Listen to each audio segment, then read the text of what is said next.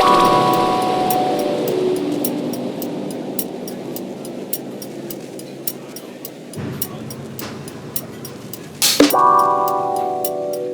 everyone, my name's Adeline.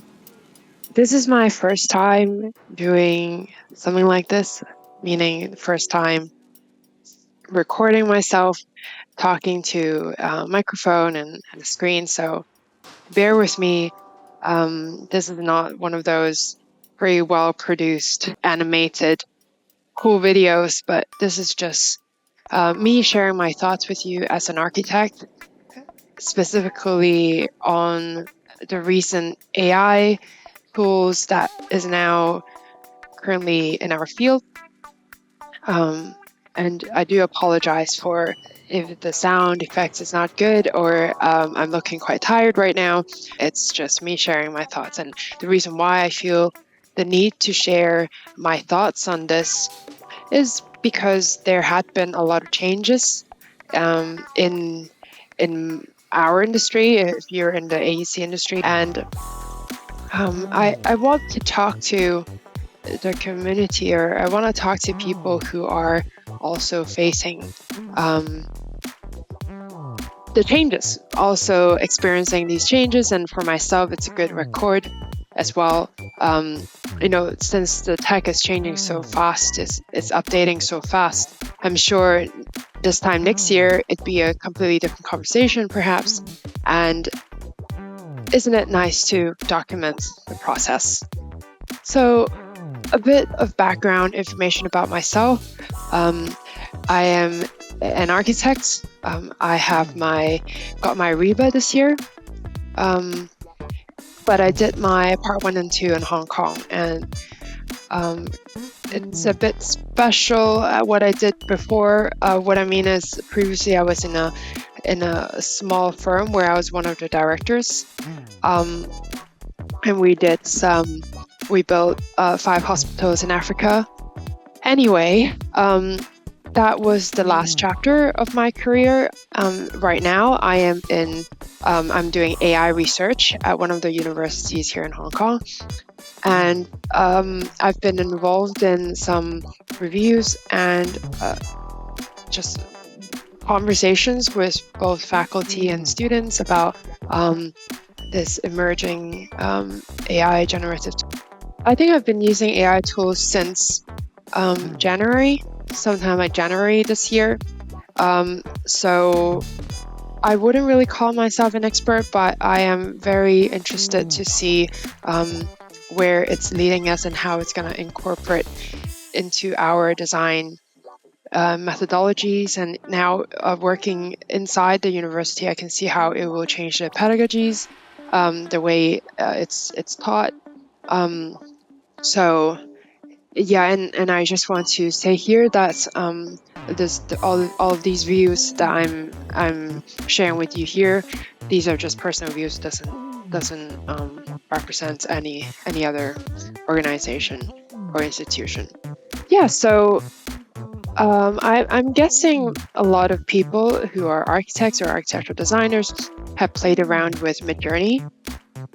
So this research that I'm doing at the university is to explore the current tools that we have, not just Midjourney, but also potentially Stable Diffusion, LookX, DALL-E as text-to-image tools, generative tools, and then also looking into how ChatGPT creates Python scripts, then plugging into Grasshopper, and then what happens after that. What can we do with this now, this new accessible tool, meaning the large language model, ChatGPT, and what does that mean? And potentially we will be doing a project.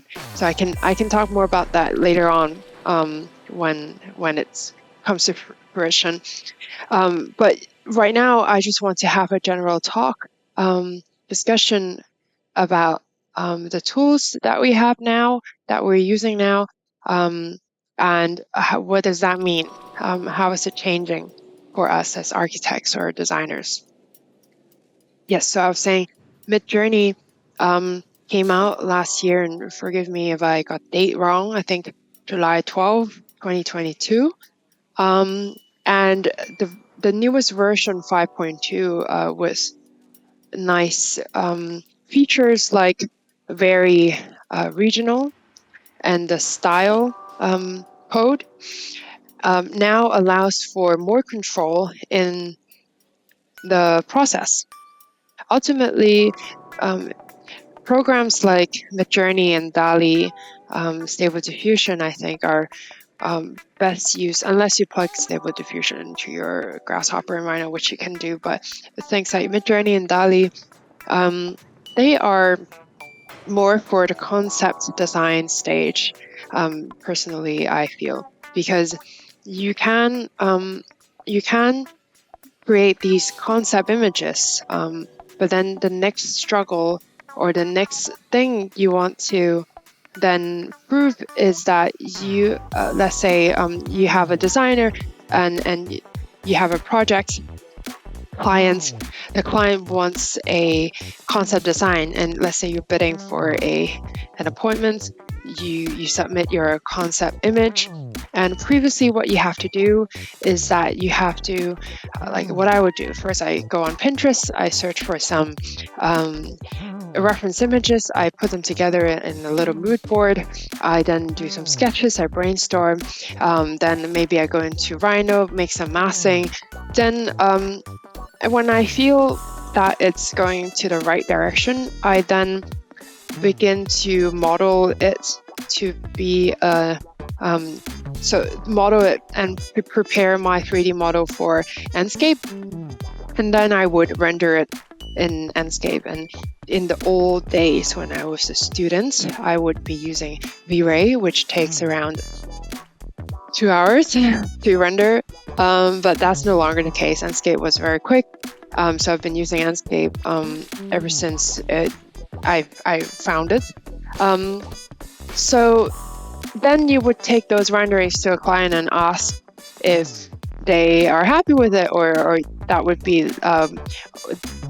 what you do if you are going for a competition, right? You would submit your images for the design competition, and most likely that would be like enough, meaning no one is asking you for 3D models unless you want to make a 3D model, then like a physical 3D model, then take a picture of it. And the reason why I'm mentioning that is because I want to stress the fact that we are now in, like, it's very image based. Our industry right now is very image based, and correct me if I'm wrong. Actually, it's just my personal opinion. So, which means now with Midjourney, it kind of switches things around a little bit, right? Because instead of going into my Rhino model right after I go on Pinterest, maybe I don't even need to go to Pinterest. Maybe I can just go straight into Midjourney and start prompting, right? I think it's still good to do some research on what I'm actually designing, and some brainstorming by hand, some sketching. Like I can sketch and then put that as an image prompt with my text prompt into Midjourney. It creates an image, and if the client doesn't want plans just yet, right, he or she can take a look at what I produce already on Midjourney, and then kind of tell me early on what kind of direction they would like to go to, and then I can have a clear idea of what they want and then start modeling. So that would actually save time in that sense, instead of wasting time changing my 3D model, because in the past it would be make my 3D model, do some nice renders, show the client says no, please do it the other way, then I'll go back to my 3D model and then make changes. So now I just show him or her, okay, these are like 10 options. It's like, maybe I say here are 5 options.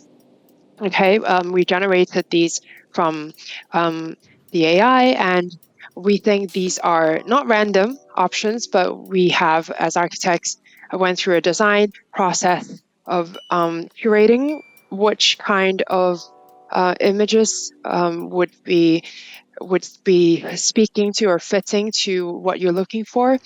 And then here are the 5, and he or she picks one, and then I go ahead and make my 3D model, and then I can then render from that 3D model, maybe not using Enscape anymore, maybe using Locate, for example. And look, maybe a client would then say, okay, yeah, cool, thanks for these new renders coming from your 3D model, but I still want to make changes.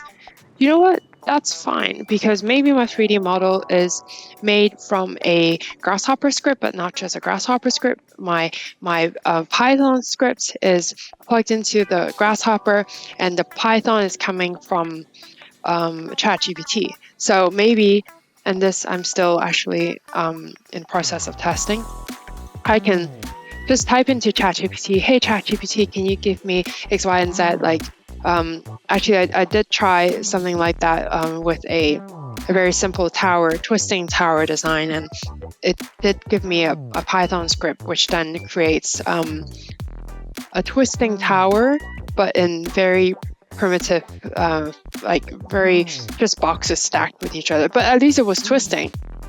So I think it's like possible, like the next stage. Next stage as in the tech will come when we can prompt something and it gives us a 3D model. And I also took a look at Shape. I think it's spelled SHAP-E. So did a little trial on making a shark OBJ. So I would I had typed in shark, and then it gives me 4 OBJs to pick. I can also choose how many models that I want to generate in one go. And then I just take that OBJ, open it in Rhino, and it was a mesh of a shark. So that was very quick. So then I tried words like pavilion and house, and it didn't really come out very nice looking. But who knows, maybe Rhino 8 can then fix the mesh, right? I saw on Rhino 8's website, it said something like garbage to gold. So maybe with the mesh, they can now fix the mesh. That's what I mean. I think they included that new feature for better 3D printing capabilities. But Rhino 8 is also quite priced. There could be other uses of Midjourney too, not just to create several different options for the client immediately, or for yourself, right? When you're designing, if you want to see something is going to work or not immediately. It could be participatory.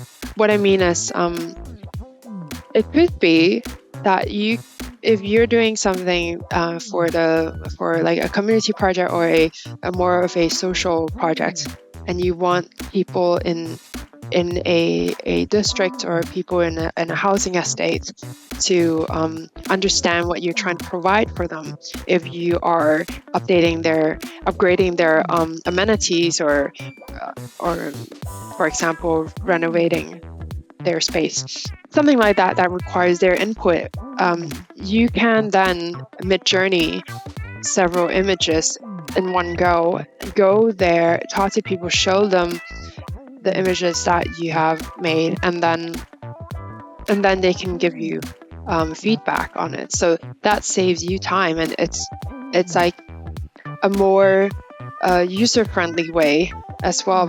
They can even maybe give you some words that they think of, like maybe they want their space to be very green, they want their space to be more airy, more light, and if they can give you some vocabulary, okay, the ones that I just suggested just now are very generic, but maybe they can give you something, some words or vocabulary you can then put into the prompting as well for Midjourney, and then perhaps that could give a more clear idea of what they want. And I just want to add that Midjourney was not designed for architectural purposes. As far as I know, it's a very general tool, and the database was not specifically for architecture. That's why when you type in things like circulation, it doesn't really know what do you mean, like, what do you mean by circulation? It kind of gives you something weird, like it gives you like the body circulation or something like that. So it has its limitations, and I think we need to be careful with how we use them. I must say, at the very beginning, when I was using Midjourney, I got so excited. I just went and create all these cool, good-looking images. And that was fun for like 2 days. But then after that, I started thinking about how this could come in to become a really useful tool that could be integrated into our design. And yeah, it's true that it cannot replace a lot of the work that we're still doing, but it's true also that it's replacing the renderer's role, and it does minimize the time, I guess, in the first few stages of design. And I was giving a workshop to some students earlier this year, and I was explaining that there could be a few different ways to how we can use Midjourney. First of all, as a like a Pinterest on steroids kind of tool to give you some unexpected surprises, maybe, and it can maybe spark some ideas from you. And then another way, actually, could be to create different versions of one design with a very regional tool. Well, or you can have one, like for example, you have a pavilion design, and that pavilion, and I can maybe try to show that image here later when I'm editing, could be like placed in a city, or it could be placed in a another nearby shore. So yeah, I did some iterations, played around with very regional, and that was nice. So that could be used in that way if you already prompted something that you like, and it could be used, and you can change the environment a bit. And then actually how I've used it in the summer was I prompted for the PNGs of, like, I used the tile command to make my materials, and then I actually used those materials in Enscape. And then I also prompted for some people, because it was like Photoshop AI can create some people, but if not as specifically as I want them to be.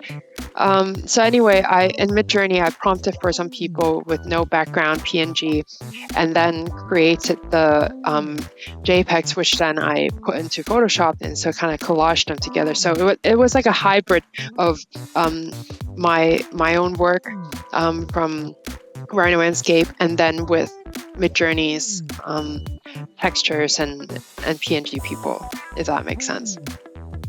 So it could be used in those ways. And then now I'm doing research on other tools as well, like the architectures tool with the floor plan that goes and also plug into the Revit BIM model, which can give up to LOD 200.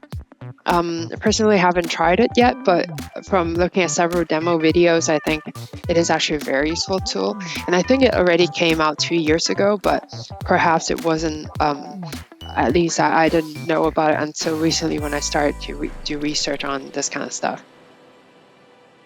And of course, there are other AI tools like blackshark.ai, which works with digital twins, mainly great for site analysis. I think it would be great for maybe urban planners or developers, real estates. But I think in just an architect role, perhaps we don't need to use that unless it's for one specific project where you need to do very, very detailed feasibility studies or something like that. I was listening to a podcast. It was the Architect podcast hosted by Oliver Thomas, and he was interviewing Wang Yuhe, who is the founder of LookX. So I was listening to their conversation, and I think Juan, you mentioned about the different types of design mode, and when she put it in such a way, I realized there are going to be two different kinds of ways that AI is gonna help us. So the gap in the current graphic-driven mode, there's the gap between the imagination of the client and the imagination of the architect. Second gap is our imagination and what we can what we can create with our hands is different. Third gap is between the concept and building regulations. Fourth gap is between the concept design and the costs, which is the value engineering. And the fifth gap is the problems on site.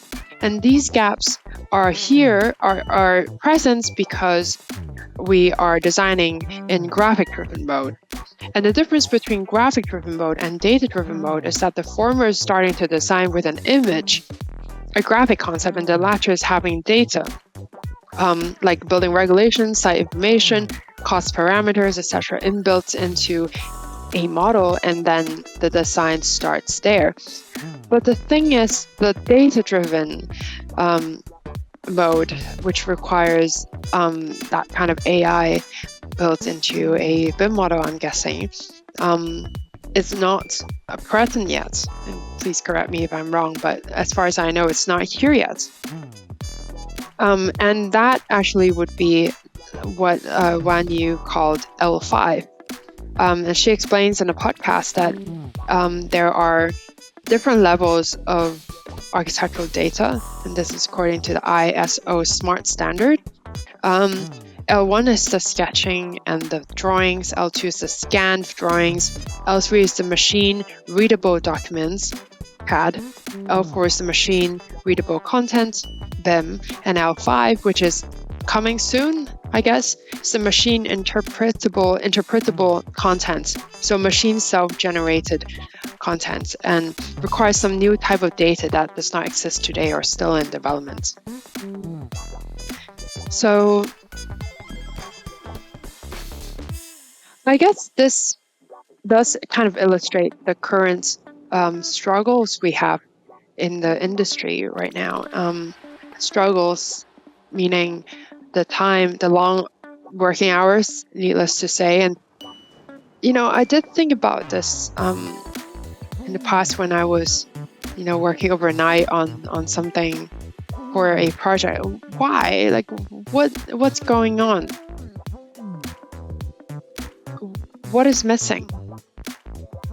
And is it supposed to be like this? Should I just accept this?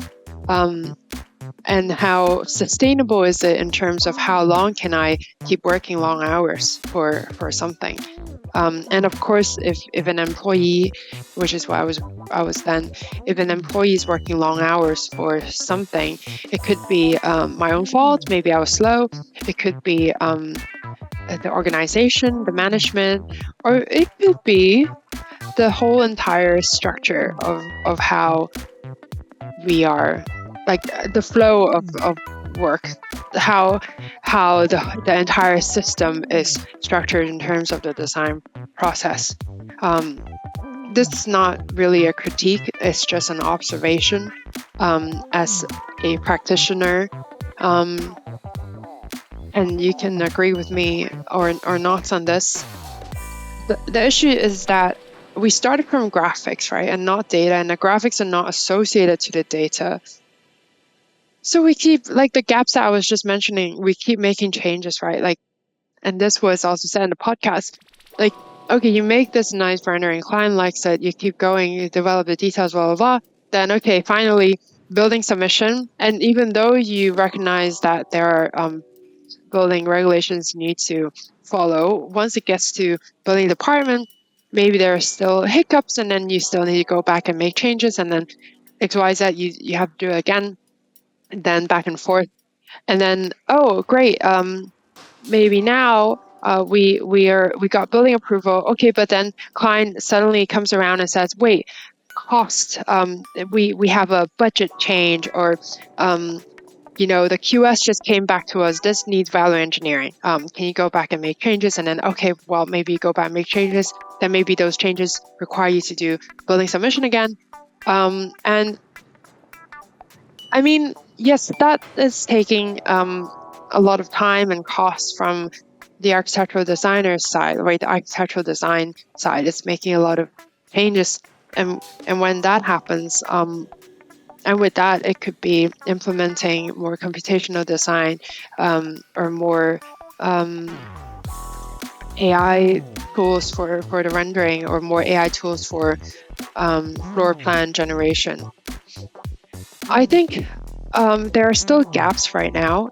And by the way, I'm sure there are AI tools for management, but not going to talk about that because I don't know that well enough. But I think there are still gaps right now between the 2D and the 3D. And what I mean is, okay, I make some nice, I have this idea, and then I do some text prompting, image prompting, I did some sketch, put into Midjourney, okay, great. We have this wonderful image that I really like. But then you still have to manually turn that image into a 3D space. So as far as I know, that transition from that 2D to the 3D model, that still needs manual input. Like that still needs to be manually done by myself. We keep having that collaboration. And I think that's kind of where we will go towards.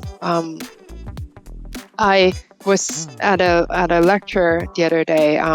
The head of a CTO from Bloomberg, which happens to also be a friend, he was giving us some stats on where we are at right now with AI-human collaboration. So exactly what I was just saying about the process of us humans and AI tools, like going back and forth, or even something like an architect or architectural company training their stable diffusion model.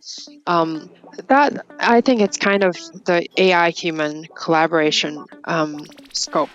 So anyway, my friend from Bloomberg was explaining to us, I think 1,750 industries in 12 domains have increased their performance in 7-fold after incorporating AI-human collaboration. Okay, then I asked him, is architecture in one of these, in one of this data research that you've just showed us? He said, yeah, it is. So I guess, okay, then it means perhaps if I have an architectural company, then having AI included in it will statistically help the performance of the company multiply by 7. That's pretty straightforward. It's a no-brainer. And then he explained to us in the 5 stages of hype, and I don't want to butcher the information that he was giving in that lecture, but he explained that we're right now, the AI in the industries is at the trough of disillusionment. What that means is, okay, everyone had been awed and wowed and awed at this new AI stuff coming out, like ChatGPT, things like that. But now we are at the stage where we are getting a little bit disappointed at the applications and the limitations of AI, because we had that heightened expectation, and now we're kind of coming down to some kind of plateau. And I reflect on the conversations I've had with several architect friends, and one of them had told me that she thinks it's just a hype and it will come and go, and I just can't disagree more respectfully, because I think this is not like